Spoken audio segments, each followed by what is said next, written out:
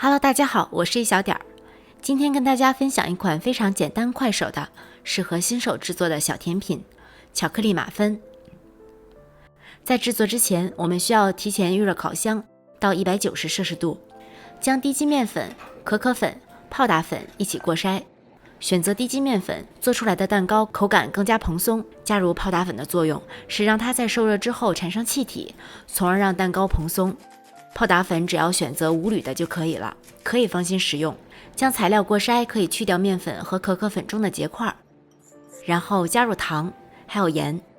这里如果用精盐，建议减半。所有干粉材料搅匀之后，先放到一旁备用。准备牛奶125克，加入蛋液55克。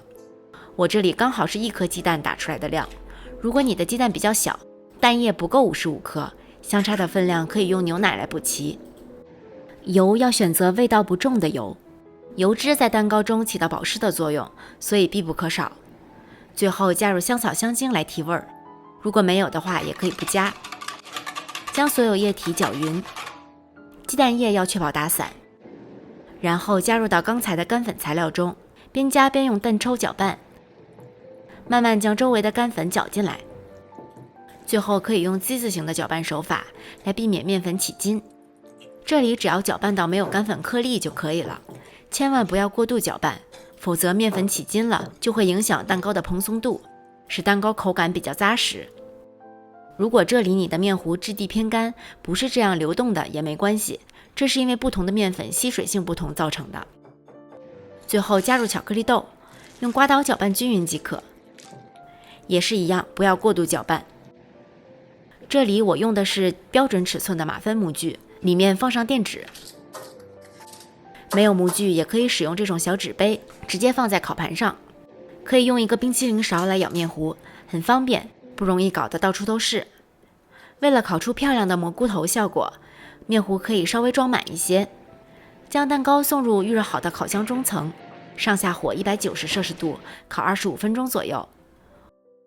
每款烤箱预热所需的时间都不相同，我们的原则是等烤箱温度到达设定的温度之后，再将食物放进去烤。